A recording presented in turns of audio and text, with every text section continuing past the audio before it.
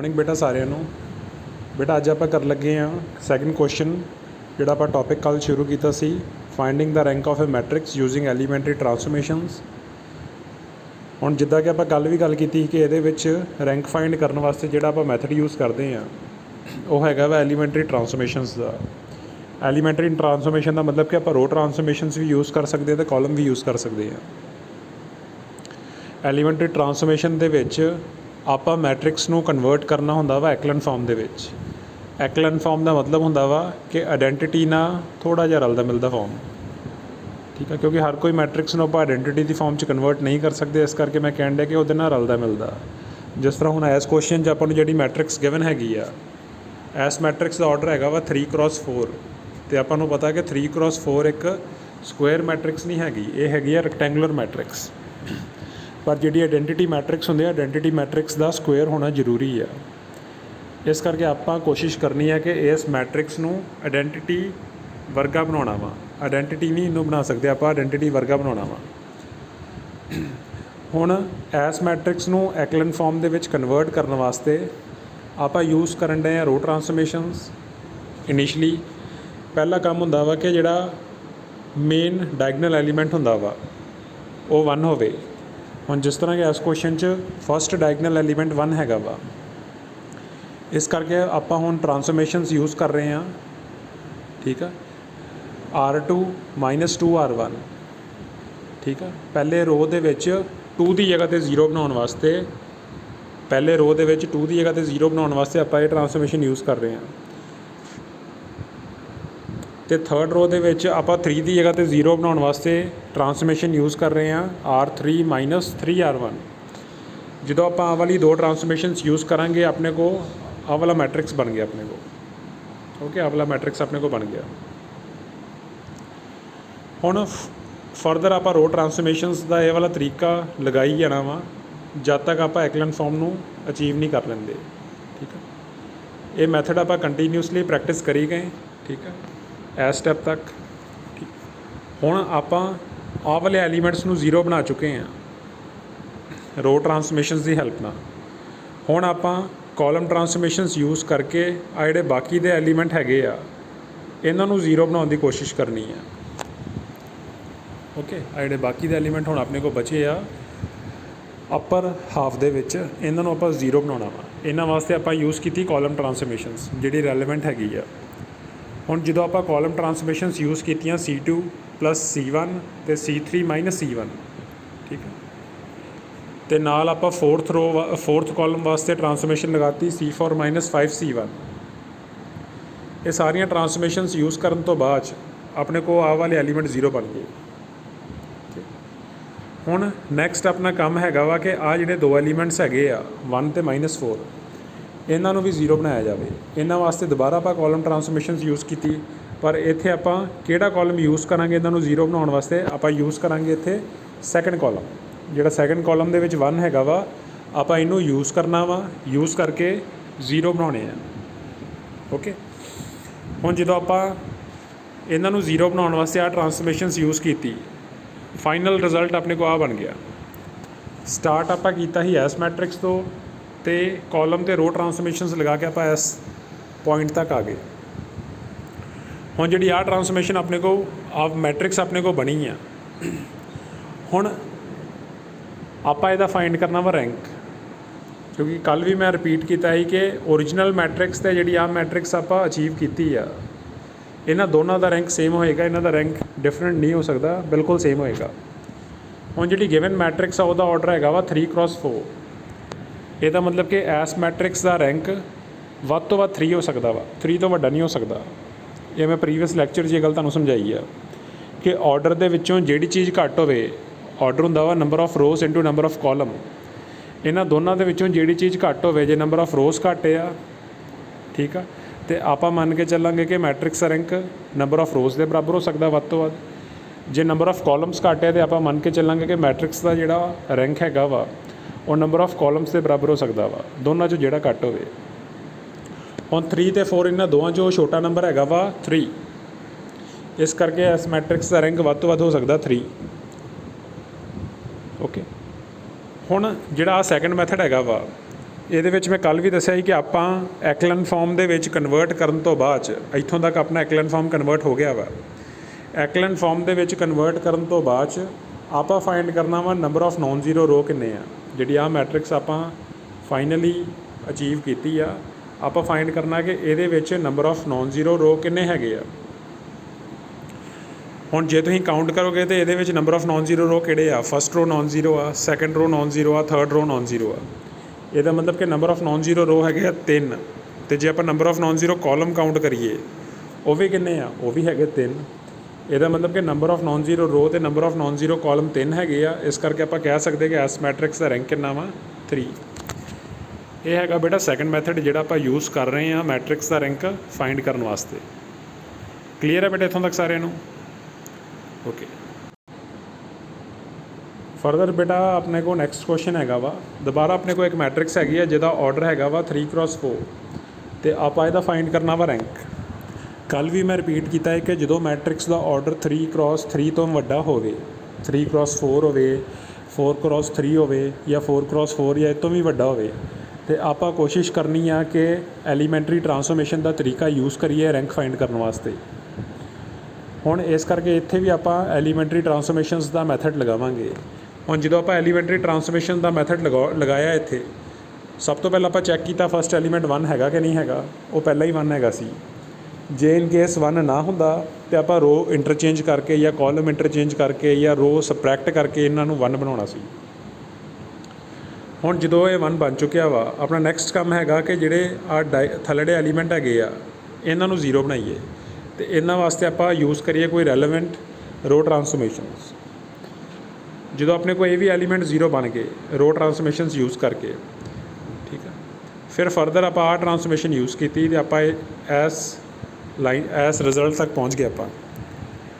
ਹੁਣ ਆਪਣੀ ਮਰਜ਼ੀ ਹੈ, ਜੇ ਤਾਂ ਤੁਸੀਂ ਆਹ ਨੰਬਰ ਆਫ ਕਾਲਮ ਜਿਹੜੇ ਪਏ ਆ, ਨੰਬਰ ਆਫ ਕਾਲਮ ਦੇ ਵਿੱਚ ਜਿਹੜੇ ਆਹ ਵਾਲੇ ਐਲੀਮੈਂਟ ਪਏ ਆ 2, -1 ਅਤੇ 3, ਜੇ ਤਾਂ ਤੁਸੀਂ ਇਹਨਾਂ ਨੰਬਰਾਂ ਨੂੰ ਵੀ 0 ਬਣਾਉਣਾ ਚਾਹੁੰਦੇ ਜੇ ਤਾਂ ਤੁਹਾਡੀ ਮਰਜ਼ੀ ਹੈ, ਬਣਾ ਸਕਦੇ ਤੁਸੀਂ। ਪਰ ਜੇ ਆਪਾਂ ਇਹਨਾਂ ਨੂੰ 0 ਨਾ ਵੀ ਬਣਾਈਏ ਆਪਣਾ ਆਨਸਰ ਆ ਚੁੱਕਿਆ ਵਾ। ਉਹ ਕਿਵੇਂ? ਜਿੱਦਾਂ ਫਸਟ ਲੈਕਚਰ ਦੇ ਵਿੱਚ ਵੀ ਆਪਾਂ ਪੜ੍ਹਿਆ ਸੀ ਕਿ ਰੈਂਕ ਹੁੰਦਾ ਕੀ ਹੈ। ਰੈਂਕ ਹੁੰਦਾ ਵਾ order of largest non vanishing minor. ਹੁਣ ਜੇ ਤਾਂ ਆਪਾਂ ਇੱਥੇ ਧਿਆਨ ਨਾਲ ਵੇਖਾਂਗੇ ਤਾਂ ਆਹ ਜਿਹੜੀ ਮੈਟ੍ਰਿਕਸ ਸਬ ਮੈਟ੍ਰਿਕਸ ਹੈਗੀ ਆ, ਆਹ ਵਾਲੀ ਸਬ ਮੈਟ੍ਰਿਕਸ, ਆਹ ਵਾਲੀ ਸਬ ਮੈਟ੍ਰਿਕਸ ਦਾ ਜਦੋਂ ਆਪਾਂ ਡਿਟਰਮੀਨੈਂਟ ਫਾਈਂਡ ਕਰਦੇ ਤਾਂ ਡਿਟਰਮੀਨੈਂਟ ਆਉਂਦਾ -5। ਤਾਂ -5 ਕਿੱਦਾਂ ਦਾ ਕਿਸ ਤਰ੍ਹਾਂ ਦਾ ਨੰਬਰ ਹੈ? Non zero. -5 ਕਿਸ ਤਰ੍ਹਾਂ ਦਾ ਨੰਬਰ ਹੈ? Non zero. ਇਹਦਾ ਮਤਲਬ ਕਿ ਐਸ ਮੈਟ੍ਰਿਕਸ ਦੇ ਵਿੱਚ ਸੈਕਿੰਡ ਆਰਡਰ ਦਾ ਮਾਈਨਰ ਐਗਜ਼ਿਸਟ ਕਰਦਾ ਵਾ ਜਿਹੜਾ ਵੈਨਿਸ਼ ਨਹੀਂ ਕਰਦਾ। ਇਸ ਕਰਕੇ ਆਪਾਂ ਕਹਿ ਸਕਦੇ ਕਿ ਐਸ ਮੈਟ੍ਰਿਕਸ ਦਾ ਰੈਂਕ 2 ਆ। ਇੱਕ ਤਰੀਕਾ ਤਾਂ ਆ ਵਾ। ਦੂਜਾ ਤਰੀਕਾ ਆਪਾਂ ਕਾਊਂਟ ਕੀਤਾ ਨੰਬਰ ਆਫ ਨੋਨ ਜ਼ੀਰੋ ਰੋ ਕਿੰਨੇ ਆ। ਤੁਸੀਂ ਦੇਖੋ ਧਿਆਨ ਨਾਲ, ਨੰਬਰ ਆਫ ਨੋਨ ਜ਼ੀਰੋ ਰੋ ਹੈਗੇ ਆ 2। ਥਰਡ ਰੋ 'ਤੇ ਸਾਰੇ ਦਾ ਸਾਰਾ 0 ਹੈਗਾ ਵਾ। ਨੰਬਰ ਆਫ ਨੋਨ ਜ਼ੀਰੋ ਰੋ ਹੈਗੇ ਆ 2। ਅਤੇ ਜੇ number of non zero column ਤੁਹਾਡੇ ਦਿਮਾਗ 'ਚ ਆਉਣ ਡਿਆ ਵਾ ਅਤੇ number of non zero column ਆਪਾਂ ਕਾਊਂਟ ਨਹੀਂ ਕਰਨ ਡਏ ਇੱਥੇ। ਕਾਹਤੋਂ ਨਹੀਂ ਕਾਊਂਟ ਕਰਨ ਡਏ? ਕਿਉਂਕਿ ਜਿੱਦਾਂ ਮੈਂ ਪਹਿਲਾਂ ਵੀ ਤੁਹਾਨੂੰ ਕਹਿ ਕੇ ਹਟਿਆ ਕਿ ਕਾਲਮ ਟਰਾਂਸਫੋਰਮੇਸ਼ਨ ਆਪਾਂ ਲਗਾ ਕੇ ਇਹਨਾਂ ਨੂੰ 0 ਬਣਾ ਸਕਦੇ ਸੀ। ਠੀਕ ਆ, ਆਪਾਂ ਲਗਾ ਕੇ ਕਾਲਮ ਟਰਾਂਸਫੋਰਮੇਸ਼ਨ ਇਹਨਾਂ ਨੂੰ 0 ਬਣਾ ਸਕਦੇ ਹਾਂ, ਪਰ ਆਪਾਂ ਨਹੀਂ ਬਣਾਇਆ 0। ਕਿਉਂ ਨਹੀਂ 0 ਬਣਾਇਆ? ਆਪਾਂ ਆਪਣਾ ਟਾਈਮ ਸੇਵ ਕਰਨਾ ਚਾਹੁੰਦੇ ਹਾਂ। ਠੀਕ, ਇਸ ਕਰਕੇ ਆ ਜਿਹੜੀ ਮੈਟ੍ਰਿਕਸ ਆਪਣੇ ਕੋਲ ਬਣੀ ਆ, ਠੀਕ ਆ, ਆਪਾਂ ਇਸੇ ਨੂੰ ਯੂਜ਼ ਕਰਕੇ ਆਪਣਾ ਰੈਂਕ ਡਿਫਾਈਨ ਕਰ ਸਕਦੇ ਕਿ ਸਾਡਾ ਰੈਂਕ ਕਿੰਨਾ ਵਾ। ਠੀਕ ਆ, ਫਾਈਨਲੀ ਸੋਲਵ ਕਰਕੇ ਆਪਣੇ ਕੋਲ ਆਨਸਰ ਆ ਗਿਆ ਕਿ ਐਸ ਮੈਟ੍ਰਿਕਸ ਦਾ ਰੈਂਕ ਹੈਗਾ ਵਾ 2। ਕਲੀਅਰ ਬੇਟਾ ਇੱਥੋਂ ਤੱਕ ਸਾਰਿਆਂ ਨੂੰ? ਥਰਡ ਐਗਜ਼ਾਮਪਲ ਬੇਟਾ ਦੇਖੋਗੇ ਆਪਣੇ ਕੋਲ ਆਹ ਮੈਟ੍ਰਿਕਸ ਗਿਵਨ ਹੈਗੀ ਆ। ਠੀਕ ਆ, ਇਸ ਮੈਟ੍ਰਿਕਸ ਦਾ ਆਰਡਰ ਹੈਗਾ ਵਾ 4x4। ਇਹਦਾ ਮਤਲਬ ਕਿ ਐਸ ਮੈਟ੍ਰਿਕਸ ਦਾ ਰੈਂਕ ਵੱਧ ਤੋਂ ਵੱਧ ਕਿੰਨਾ ਹੋ ਸਕਦਾ ਵਾ? ਐਸ ਮੈਟ੍ਰਿਕਸ ਦਾ ਰੈਂਕ ਵੱਧ ਤੋਂ ਵੱਧ ਹੋ ਸਕਦਾ ਵਾ 4। ਐਸ ਮੈਟ੍ਰਿਕਸ ਦਾ ਰੈਂਕ ਵੱਧ ਤੋਂ ਵੱਧ ਕਿੰਨਾ ਹੋ ਸਕਦਾ ਵਾ? 4 ਹੋ ਸਕਦਾ ਵਾ। ਇਸ ਕਰਕੇ ਆਪਾਂ ਹੁਣ ਫਸਟ ਮੈਥਡ ਨੂੰ ਯੂਜ਼ ਨਹੀਂ ਕਰਦੇ ਪਏ, ਆਪਾਂ ਯੂਜ਼ ਕਰਦੇ ਪਏ ਹਾਂ second method of finding the rank with the help of elementary transformations. ਹੁਣ ਜਦੋਂ ਆਪਾਂ ਸੈਕੰਡ ਮੈਥਡ ਯੂਜ਼ ਕਰਕੇ ਇਸ ਮੈਟ੍ਰਿਕਸ ਨੂੰ ਐਕਲਨ ਫਾਰਮ ਦੇ ਵਿੱਚ ਕਨਵਰਟ ਕਰਨ ਦੀ ਕੋਸ਼ਿਸ਼ ਕੀਤੀ, ਆਪਣੇ ਕੋਲ ਆਹ ਰਿਜ਼ਲਟ ਬਣ ਗਿਆ। ਹੁਣ ਜੇ ਤੁਸੀਂ ਧਿਆਨ ਨਾਲ ਦੇਖੋ ਤਾਂ ਇੱਥੇ ਆਪਾਂ ਇਹਦੇ ਵਿੱਚੋਂ ਆਪਾਂ ਆਹ ਵਾਲੀ ਸਬ ਮੈਟ੍ਰਿਕਸ ਚੁਣ ਸਕਦੇ ਹਾਂ। ਆਹ ਜਿਹੜੀ ਸਬ ਮੈਟ੍ਰਿਕਸ ਲਿਖੀ ਹੈ ਬਣੀ ਇਹਦੇ ਵਿੱਚੋਂ ਆ। ਹੁਣ ਆਹ ਜਿਹੜੀ ਸਬ ਮੈਟ੍ਰਿਕਸ ਆਪਣੇ ਕੋਲ ਬਣੀ ਆ, ਜੇ ਤਾਂ ਆਪਾਂ ਇਹਦਾ ਡਿਟਰਮੀਨੈਂਟ ਫਾਈਂਡ ਕਰੀਏ ਤਾਂ ਇਹਦਾ ਡਿਟਰਮੀਨੈਂਟ ਆ ਗਿਆ 1। ਇਹਦਾ ਡਿਟਰਮੀਨੈਂਟ ਆ ਗਿਆ ਆਪਣੇ ਕੋਲ 1। ਇਹਦਾ ਮਤਲਬ ਕਿ ਜਿਹੜੀ ਆਹ ਵਾਲੀ ਮੈਟ੍ਰਿਕਸ ਆ ਇਹਦੇ ਵਿੱਚ ਇੱਕ ਸਬ ਮੈਟ੍ਰਿਕਸ ਐਗਜ਼ਿਸਟ ਕਰਦੀ ਆ ਥਰਡ ਆਰਡਰ ਦੀ, ਜਿਹੜੀ ਵੈਨਿਸ਼ ਨਹੀਂ ਹੁੰਦੀ। ਇਹਦਾ ਮਤਲਬ ਕਿ ਜਿਹੜੀ ਆ ਗਿਵਨ ਮੈਟ੍ਰਿਕਸ ਆਪਣੇ ਕੋਲ ਹੈਗੀ ਆ, ਇਹਦਾ ਰੈਂਕ ਕਿੰਨਾ ਵਾ? ਇਹਦਾ ਰੈਂਕ ਹੈਗਾ ਵਾ ਆਪਣੇ ਕੋਲ 3। ਠੀਕ ਆ, ਜਿੱਦਾਂ ਆਪਾਂ ਲਾਸਟ ਕੁਐਸਚਨ 'ਚ ਵੀ ਗੱਲ ਕੀਤੀ ਸੀ ਕਿ ਉਹ ਤੁਹਾਡੀ ਮਰਜ਼ੀ ਆ, ਜੇ ਤਾਂ ਤੁਸੀਂ ਆ ਬਾਕੀ ਦੇ ਐਲੀਮੈਂਟਸ ਨੂੰ 0 ਬਣਾਉਣਾ ਚਾਹੁੰਦੇ ਜੇ ਤਾਂ ਬਣਾ ਲਓ 0। ਠੀਕ ਆ, ਤੁਸੀਂ ਨਹੀਂ 0 ਬਣਾਉਣਾ ਤਾਂ ਫਿਰ ਆਹ ਵਾਲਾ ਰਿਜ਼ਲਟ ਆਪਾਂ ਯੂਜ਼ ਕਰਕੇ ਆਪਣਾ ਆਨਸਰ ਦੇ ਸਕਦੇ ਹਾਂ। ਮੈਂ ਕੱਲ੍ਹ ਵੀ ਰਿਪੀਟ ਕੀਤਾ ਸੀ, ਆਪਾਂ ਸੈਕਿੰਡ ਮੈਥਡ ਤੋਂ ਸਟਾਰਟ ਕਰਨ ਰਹੇ ਹਾਂ with the help of using elementary transformations, ਅਤੇ ਅੱਗੇ ਜਾ ਕੇ ਜਿੱਥੇ ਆਪਾਂ ਨੂੰ ਕਨਵੀਨੀਅੰਟ ਲੱਗੇ ਕਿ ਆਪਾਂ ਇਸ ਕੁਐਸਚਨ ਨੂੰ ਫਰਦਰ ਮੈਥਡ ਨੰਬਰ 1 ਯੂਜ਼ ਕਰਕੇ ਸਿੰਪਲੀਫਾਈ ਕਰਨਾ ਵਾ। ਮੈਥਡ ਨੰਬਰ 1 ਹੈ ਕੀ ਹੀ ਕਿ ਮਾਈਨਰ ਦਾ ਤਰੀਕਾ ਯੂਜ਼ ਕਰਕੇ ਰੈਂਕ ਡਿਫਾਈਨ ਕਰਨਾ।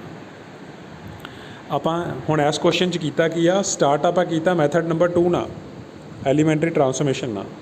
ਅੱਗੇ ਜਾ ਕੇ ਇੱਥੇ ਆ ਕੇ ਮੈਨੂੰ ਲੱਗਾ ਕਿ ਹੁਣ ਇਸ ਕੁਐਸਚਨ ਨੂੰ ਫਸਟ ਮੈਥਡ ਦੇ ਨਾਲ ਕੀਤਾ ਜਾ ਸਕਦਾ ਵਾ, ਅਤੇ ਮੈਂ ਕੀ ਕੀਤਾ, ਫਸਟ ਮੈਥਡ ਦਾ ਜਿਹੜਾ ਕੰਸੈਪਟ ਹੈਗਾ ਵਾ ਉਹ ਇੱਥੇ ਯੂਜ਼ ਕਰ ਲਿਆ, ਅਤੇ ਮੈਂ ਮੈਟ੍ਰਿਕਸ ਦਾ ਰੈਂਕ ਡਿਫਾਈਨ ਕਰਤਾ ਕਿ ਮੈਟ੍ਰਿਕਸ ਦਾ ਰੈਂਕ ਕਿੰਨਾ ਵਾ 3। ਠੀਕ ਆ, ਸਿਮਿਲਰਲੀ ਬੇਟਾ ਜਿਹੜਾ ਨੈਕਸਟ ਕੁਐਸਚਨ ਹੈਗਾ ਵਾ ਤੁਹਾਡੇ ਸਕਰੀਨ ਦੇ ਸਾਹਮਣੇ ਤੁਹਾਡੇ ਐਗਜ਼ਾਮਪਲ ਨੰਬਰ 14। ਹੁਣ ਜੇ ਤੁਸੀਂ ਧਿਆਨ ਨਾਲ ਵੇਖੋ ਤਾਂ ਐਸ ਮੈਟ੍ਰਿਕਸ ਦਾ ਜਿਹੜਾ ਆਰਡਰ ਹੈਗਾ ਵਾ 4x5। ਐਸ ਮੈਟ੍ਰਿਕਸ ਦਾ ਆਰਡਰ ਹੈਗਾ ਵਾ 4x5। ਠੀਕ ਹੈ ਬੇਟਾ, ਐਸ ਮੈਟ੍ਰਿਕਸ ਦਾ ਆਰਡਰ ਬੇਟਾ ਹੈਗਾ ਵਾ 4x5। ਇਹਦਾ ਮਤਲਬ ਕਿ ਐਸ ਮੈਟ੍ਰਿਕਸ ਦਾ ਰੈਂਕ ਵੱਧ ਤੋਂ ਵੱਧ ਕਿੰਨਾ ਹੋ ਸਕਦਾ ਵਾ? ਐਸ ਮੈਟ੍ਰਿਕਸ ਦਾ ਰੈਂਕ ਵੱਧ ਤੋਂ ਵੱਧ ਹੋ ਸਕਦਾ 4। ਬੇਟਾ ਹੁਣ ਜੋ ਮੈਂ ਕਹਿਣ ਲੱਗਾ ਉਹ ਗੱਲ ਧਿਆਨ ਨਾਲ ਸੁਣਿਓ। ਐਸ ਮੈਟ੍ਰਿਕਸ ਦੇ ਵਿੱਚ ਨੰਬਰ ਆਫ ਰੋਜ਼ ਕਿੰਨੇ ਆ? ਨੰਬਰ ਆਫ ਰੋਜ਼ ਹੈਗੇ ਆ 4, ਅਤੇ ਨੰਬਰ ਆਫ ਕਾਲਮ ਕਿੰਨੇ ਆ? 5। ਦੋਨਾਂ ਵਿੱਚੋਂ ਘੱਟ ਕੌਣ ਆ? ਘੱਟ ਹੈਗੇ ਆ ਨੰਬਰ ਆਫ ਰੋਜ਼। ਇਸ ਕਰਕੇ ਆਪਾਂ ਕੋਸ਼ਿਸ਼ ਕਰਨੀ ਆ ਕਿ ਆਪਾਂ ਰੋ ਟਰਾਂਸਫੋਰਮੇਸ਼ਨ ਯੂਜ਼ ਕਰੀਏ, ਅਤੇ ਰੋ ਟਰਾਂਸਫੋਰਮੇਸ਼ਨ ਯੂਜ਼ ਕਰਕੇ ਆਪਾਂ ਕਾਊਂਟ ਕਰੀਏ ਕਿ ਨੰਬਰ ਆਫ ਨੋਨ ਜ਼ੀਰੋ ਰੋਜ਼ ਕਿੰਨੇ ਕੁ ਆ। ਕਲੀਅਰ ਬੇਟਾ? ਮੈਂ ਦੁਬਾਰਾ ਰਿਪੀਟ ਕਰਨ ਡਿਆ ਵਾਂ। ਐਸ ਮੈਟ੍ਰਿਕਸ ਦਾ ਆਰਡਰ ਹੈਗਾ 4x5, 4 ਰੋ 5 ਕਾਲਮ। ਨੰਬਰ ਆਫ ਰੋਜ਼ ਹੈਗੇ ਆ 4, number of rose number of columns ਤੋਂ ਘੱਟ ਹੈਗੇ ਆ। ਇਸ ਕਰਕੇ ਮੈਂ ਇੱਥੇ ਯੂਜ਼ ਕਰਨ ਲੱਗਾ ਵਾਂ ਮੈਥਡ ਰੋ ਟਰਾਂਸਫੋਰਮੇਸ਼ਨਸ ਦਾ, ਕਿ ਜਿਹੜੇ ਘੱਟ ਹੈਗੇ ਆ ਰੋ ਜਾਂ ਕਾਲਮ, ਮੈਂ ਉਹ ਵਾਲੀ ਟਰਾਂਸਫੋਰਮੇਸ਼ਨ ਯੂਜ਼ ਕਰਨੀ ਆ, ਅਤੇ ਯੂਜ਼ ਕਰਕੇ ਐਟ ਦਾ ਲਾਸਟ ਮੈਂ ਕਾਊਂਟ ਕਰਨਾ ਵਾ ਕਿ ਨੰਬਰ ਆਫ ਨੋਨ ਜ਼ੀਰੋ ਰੋ ਕਿੰਨੇ ਆ। ਓਕੇ, ਸੋ ਇਸ ਕੁਐਸਚਨ ਨੂੰ ਮੈਂ ਰੋ ਟਰਾਂਸਫੋਰਮੇਸ਼ਨਸ ਦੇ ਨਾਲ ਸੋਲਵ ਕਰਨਾ ਸ਼ੁਰੂ ਕਰਤਾ। ਹੁਣ ਜਿੱਦਾਂ ਆਪਾਂ ਪਿਛਲੇ ਕੁਐਸਚਨ 'ਚ ਕਰਦੇ ਆਏ ਆ ਕਿ ਜਿਹੜਾ ਮੇਨ ਡਾਇਗਨਲ ਐਲੀਮੈਂਟ ਹੈਗਾ ਵਾ ਉਹ ਇਸ ਕੁਐਸਚਨ 'ਚ 1 ਨਹੀਂ ਹੈਗਾ। ਇਸ ਕਰਕੇ ਇਹਨੂੰ 1 ਬਣਾਉਣ ਵਾਸਤੇ ਮੈਂ ਕੀ ਕੀਤਾ, ਮੈਂ ਰੋ ਨੂੰ ਇੰਟਰਚੇਂਜ ਕਰਤਾ। ਆ ਤੁਹਾਡੇ ਸਾਹਮਣੇ ਸਕਰੀਨ 'ਤੇ ਲਿਖਿਆ ਵਾ। ਮੈਂ ਇਹਨਾਂ ਨੂੰ ਕੀ ਕੀਤਾ, ਮੈਂ ਇਹਨਾਂ ਨੂੰ ਇੰਟਰਚੇਂਜ ਕਰਤਾ ਦੋਨੇ ਰੋਜ਼ ਨੂੰ। ਓਕੇ, ਦੋਨੇ ਰੋਜ਼ ਨੂੰ ਇੰਟਰਚੇਂਜ ਕਰਨ ਤੋਂ ਬਾਅਦ 'ਚ ਜਿਹੜਾ ਮੇਰਾ ਡਾਇਗਨਲ ਐਲੀਮੈਂਟ ਹੈਗਾ ਵਾ ਹੁਣ 1 ਬਣ ਗਿਆ। ਪਹਿਲਾਂ 1 ਨਹੀਂ ਸੀ, ਪਹਿਲਾਂ 0 ਹੀ, ਹੁਣ 1 ਬਣ ਗਿਆ। ਹੁਣ ਇਸ 1 ਦੀ ਹੈਲਪ ਨਾਲ ਮੈਂ ਬਾਕੀ ਦੇ ਜਿਹੜੇ ਐਲੀਮੈਂਟਸ ਹੈਗੇ ਆ ਉਹਨਾਂ ਨੂੰ 0 ਬਣਾਊਂਗਾ। ਜੇ ਤਾਂ ਤੁਸੀਂ ਧਿਆਨ ਨਾਲ ਵੇਖੋ ਤਾਂ ਆ ਪਹਿਲਾਂ ਥੱਲੜੇ 2 ਤਾਂ ਪਹਿਲਾਂ ਹੀ 0 ਆ। 0 ਬਣਾਉਣ ਵਾਲਾ ਰਹਿੰਦਾ ਕਿਹਨੂੰ ਆ? 3 ਨੂੰ ਰਹਿੰਦਾ ਵਾ। ਆਪਾਂ 3 ਨੂੰ 0 ਬਣਾਉਣਾ ਹੁਣ ਕਿਸੇ ਤਰੀਕੇ ਨਾਲ ਬਾਈ ਯੂਜ਼ਿੰਗ ਦਾ ਫਸਟ ਰੋ। ਹੁਣ ਫਸਟ ਰੋ ਨੂੰ ਯੂਜ਼ ਕਰਕੇ ਆਪਾਂ 4th ਰੋ ਦੇ ਵਿੱਚ 0 ਕਿੱਦਾਂ ਬਣਾਈਏ? ਆਪਾਂ ਟਰਾਂਸਫੋਰਮੇਸ਼ਨ ਯੂਜ਼ ਕਰਾਂਗੇ R4, ਕਿਉਂਕਿ 4th ਰੋ ਆ ਨਾ, R4 - 3R1। ਜਦੋਂ ਆਹ ਵਾਲਾ ਰਿਜ਼ਲਟ ਆਪਾਂ ਯੂਜ਼ ਕਰਾਂਗੇ ਜਿਹੜਾ ਮੈਂ ਤੁਹਾਨੂੰ ਬੋਲਿਆ, ਆਪਣੇ ਕੋਲ ਸਾਰੇ ਐਲੀਮੈਂਟ 0 ਬਣ ਗਏ। ਹੁਣ ਨੈਕਸਟ ਕੰਮ ਹੈਗਾ ਆਪਣਾ ਕਿ ਪਹਿਲਾਂ ਤਾਂ ਇੱਥੇ 1 ਬਣਾਇਆ ਆਪਾਂ, ਹੁਣ ਆਪਾਂ ਇੱਥੇ 1 ਬਣਾਉਣਾ ਵਾ। ਇੱਥੇ ਹੈਗਾ ਵਾ 2। ਹੁਣ 2 ਦੀ ਜਗ੍ਹਾ 'ਤੇ 1 ਬਣਾਉਣ ਵਾਸਤੇ ਆਪਾਂ ਦੁਬਾਰਾ ਇੰਟਰਚੇਂਜ ਕਰਤਾ ਸੈਕਿੰਡ ਰੋ ਅਤੇ ਥਰਡ ਰੋ ਨੂੰ। ਅਤੇ ਫਿਰ ਆਪਾਂ ਜਦੋਂ ਇਹਨੂੰ 1 ਬਣਾਤਾ, ਆਪਣਾ ਅਗਲਾ ਕੰਮ ਹੈਗਾ ਸੀ ਕਿ ਆ ਜਿਹੜੇ ਨੈਕਸਟ 2 ਐਲੀਮੈਂਟ ਹੈਗੇ ਆ ਇਹਨਾਂ ਨੂੰ 0 ਬਣਾਈਏ। ਇਹਨਾਂ ਨੂੰ 0 ਬਣਾਉਣ ਵਾਸਤੇ ਆਪਾਂ ਦੁਬਾਰਾ ਯੂਜ਼ ਕੀਤਾ ਰੋ ਟਰਾਂਸਫੋਰਮੇਸ਼ਨ ਦਾ ਕੰਸੈਪਟ। ਕਲੀਅਰ ਬੇਟਾ ਇੱਥੋਂ ਤੱਕ? ਓਕੇ, ਇਹ ਟਰਾਂਸਫੋਰਮੇਸ਼ਨਸ ਆਪਾਂ ਕੰਟੀਨਿਊਸਲੀ ਯੂਜ਼ ਕਰੀ ਜਾਣੀਆਂ ਵਾ। ਠੀਕ ਆ, ਹੁਣ ਇਸ ਕੁਐਸਚਨ ਦੇ ਵਿੱਚ ਕੀ ਕੀਤਾ ਹੈ ਕਿ ਮਿਕਸਚਰ ਕਰਤਾ ਉਹਨਾਂ ਨੇ ਕਿ ਰੋ ਟਰਾਂਸਫੋਰਮੇਸ਼ਨਸ ਵੀ ਯੂਜ਼ ਕਰ ਲਈ ਅਤੇ ਕਾਲਮ ਟਰਾਂਸਫੋਰਮੇਸ਼ਨਸ ਵੀ ਯੂਜ਼ ਕਰ ਲਈ ਹੈ। ਠੀਕ ਆ, ਹੁਣ ਲਾਸਟ ਦੇ ਵਿੱਚ ਜਿਹੜੀ ਆਪਣੇ ਕੋਲ ਮੈਟ੍ਰਿਕਸ ਬਣੀ ਆ, ਧਿਆਨ ਨਾਲ ਦੇਖੋ ਬੇਟਾ ਉਹਦੇ ਵੱਲ। ਜਿਹੜੇ ਨੋਨ ਜ਼ੀਰੋ ਰੋਸ ਹੈਗੇ ਆ ਆਪਾਂ ਉਹਨਾਂ ਨੂੰ ਕੋਸ਼ਿਸ਼ ਕੀਤੀ ਕਿ ਆਪਾਂ ਟੌਪ 'ਤੇ ਰੱਖੀਏ, ਅਤੇ ਨੰਬਰ ਆਫ 0 ਜਿਹੜੇ ਹੈਗੇ ਆ ਜਿਹੜੇ ਰੋ ਸਾਰੇ ਦੇ ਸਾਰੇ 0 ਆ ਉਹਨਾਂ ਨੂੰ ਆਪਾਂ ਬੋਟਮ 'ਤੇ ਰੱਖਿਆ ਵਾ। ਇਸੇ ਤਰ੍ਹਾਂ ਜਿਹੜੇ number of non zero column ਹੈ ਉਹਨਾਂ ਨੂੰ ਆਪਾਂ ਲੈਫਟ ਸਾਈਡ 'ਤੇ ਰੱਖਿਆ ਵਾ ਅਤੇ ਨੰਬਰ ਆਫ ਜ਼ੀਰੋ ਜਿਹੜੇ ਰੋ ਹੈਗੇ ਉਹਨਾਂ ਨੂੰ ਆਪਾਂ ਰਾਈਟ ਸਾਈਡ 'ਤੇ ਰੱਖਿਆ ਵਾ। ਜਿਹੜੀ ਹੁਣ ਆਪਣੇ ਕੋਲ ਫਾਈਨਲ ਰਿਜ਼ਲਟੈਂਟ ਮੈਟ੍ਰਿਕਸ ਬਣੀ ਆ, ਜੇ ਤੁਸੀਂ ਉਹਦੇ ਵੱਲ ਧਿਆਨ ਨਾਲ ਵੇਖੋ ਤਾਂ ਇਹ ਆਪਣੇ ਕੋਲ ਬਣ ਗਈ ਆ ਮੈਟ੍ਰਿਕਸ ਇਨ ਐਕਲਨ ਫਾਰਮ। ਇਹਨੂੰ ਕਹਾਂਗੇ ਆਪਾਂ ਐਕਲਨ ਫਾਰਮ। ਹੁਣ ਜਿਹੜੀ ਐਕਲਨ ਫਾਰਮ ਦੇ ਵਿੱਚ ਮੈਟ੍ਰਿਕਸ ਬਣੀ ਹੈ ਇਹਦੇ ਵਿੱਚ ਨੰਬਰ ਆਫ ਨਾਨ ਜ਼ੀਰੋ ਰੋਸ ਹੈਗੇ ਆ 3 ਅਤੇ number of non zero column ਹੈਗੇ ਆ 3। ਇਸ ਕਰਕੇ ਹੁਣ ਮੈਂ ਫਰਦਰ ਸੋਲਵ ਕੀਤੇ ਬਿਨਾਂ ਮੈਂ ਕਹਿ ਸਕਦਾ ਕਿ ਐਸ ਮੈਟ੍ਰਿਕਸ ਦਾ ਰੈਂਕ ਹੈਗਾ ਵਾ 3। ਐਸ ਮੈਟ੍ਰਿਕਸ ਦਾ ਰੈਂਕ ਹੈਗਾ ਵਾ 3। ਸਿਮਿਲਰਲੀ ਆਹ ਵਾਲਾ ਕੁਐਸਚਨਸ ਕੀਤਾ ਵਾ, ਠੀਕ ਆ, ਤੁਸੀਂ ਤੁਹਾਡੇ ਨੋਟਸ ਦੇ ਵਿੱਚ ਮੈਂ ਅਪਲੋਡ ਕੀਤਾ ਵਾ, ਤੁਸੀਂ ਇਹਨੂੰ ਖੁਦ ਚੈੱਕ ਕਰਿਓ, ਠੀਕ ਆ। ਸਾਰੇ ਕੁਐਸਚਨਸ ਨੂੰ ਸੋਲਵ ਕਰਨ ਦਾ ਜਿਹੜਾ ਕੰਸੈਪਟ ਆ ਬੇਟਾ ਇਹੋ ਹੀ ਆ, ਠੀਕ ਆ। ਤੁਸੀਂ ਇਹਦੀ ਹੈਲਪ ਨਾਲ ਜਿੰਨੀਆਂ ਐਗਜ਼ਾਮਪਲਾਂ ਮੈਂ ਅਪਲੋਡ ਕੀਤੀਆਂ ਵਾ ਇਹਦੀ ਹੈਲਪ ਨਾਲ ਤੁਸੀਂ ਹੁਣ ਫਰਦਰ ਜਿਹੜੇ ਐਕਸਰਸਾਈਜ਼ ਦੇ ਕੁਐਸਚਨਸ ਹੈਗੇ ਆ, ਚਾਹੇ ਫਸਟ ਐਕਸਰਸਾਈਜ਼ ਦੇ ਕੁਐਸਚਨ ਤੁਹਾਡੇ ਰਹਿੰਦੇ ਹੋਣ, ਚਾਹੇ ਸੈਕੰਡ ਐਕਸਰਸਾਈਜ਼ ਦੇ ਕੁਐਸਚਨ ਜਿਹੜੇ ਹੈਗੇ ਆ ਉਹਨਾਂ ਨੂੰ ਸੋਲਵ ਕਰ ਸਕਦੇ ਜੇ, ਠੀਕ ਆ, ਰੈਂਕ ਲੱਭਣ ਵਾਸਤੇ ਯੂਜ਼ਿੰਗ ਐਲੀਮੈਂਟਰੀ ਟਰਾਂਸਫੋਰਮੇਸ਼ਨ। ਓਕੇ, ਜੇ ਤਾਂ ਬੇਟਾ ਸਮਝ ਨਹੀਂ ਆਉਂਦਾ ਇਹੋ ਵੀਡੀਓ ਨੂੰ 2 ਵਾਰ ਦੇਖ ਲਓ, 3 ਵਾਰ ਦੇਖ ਲਓ, ਰਿਪੀਟ ਕਰਕੇ ਦੇਖ ਲਓ। ਇਸੇ ਕਰਕੇ ਵੀਡੀਓ ਮੈਂ ਬਣਾ ਰਿਹਾ ਵਾਂ ਕਿਉਂਕਿ ਲਾਈਵ ਲੈਕਚਰ ਦੇ ਵਿੱਚ ਉਹ ਦੁਬਾਰਾ ਰਿਕਾਰਡਿੰਗ ਕਰਨੀ ਪੈਂਦੀ ਹੈ, ਫਿਰ ਉਹ ਅਪਲੋਡ ਕਰਨਾ ਪੈਂਦਾ ਵਾ। ਇਸ ਤਰ੍ਹਾਂ ਜੇ ਤੁਹਾਨੂੰ ਕੋਈ ਡਾਊਟ ਹੋਵੇ ਪਲੀਜ਼ ਮੈਨੂੰ ਦੱਸਿਓ। ਮੇਰੇ ਅਕੋਰਡਿੰਗ ਤੁਹਾਨੂੰ ਕੋਈ ਡਿਫੀਕਲਟੀ ਹੁਣ ਨਹੀਂ ਆਉਣੀ ਚਾਹੀਦੀ ਫਰਦਰ ਕੁਐਸਚਨਸ ਨੂੰ ਸੋਲਵ ਕਰਨ ਦੇ ਵਿੱਚ, ਠੀਕ ਹੈ। ਹੁਣ ਤੁਸੀਂ ਸੈਕੰਡ ਐਕਸਰਸਾਈਜ਼ ਦੇ ਜਿਹੜੇ ਐਕਸਰਸਾਈਜ਼ ਦੇ ਕੁਐਸਚਨ ਹੈਗੇ ਆ ਉਹਨੂੰ ਸੋਲਵ ਕਰਿਓ। ਸੋਲਵ ਕਰਕੇ ਜੇ ਕੋਈ ਤੁਹਾਡਾ ਡਾਊਟ ਹੋਇਆ ਮੈਨੂੰ ਪਲੀਜ਼ ਗਰੁੱਪ 'ਚ ਦੱਸ ਦਿਓ ਕਿ ਕਿਹੜੇ ਤੁਹਾਡੇ ਡਾਊਟਸ ਹੈਗੇ ਆ, ਮੈਂ ਉਹਨਾਂ ਨੂੰ ਸੋਲਵ ਕਰ ਦਾਂਗਾ। ਓਕੇ ਬੇਟਾ, ਥੈਂਕ ਯੂ ਤੁਹਾਡਾ।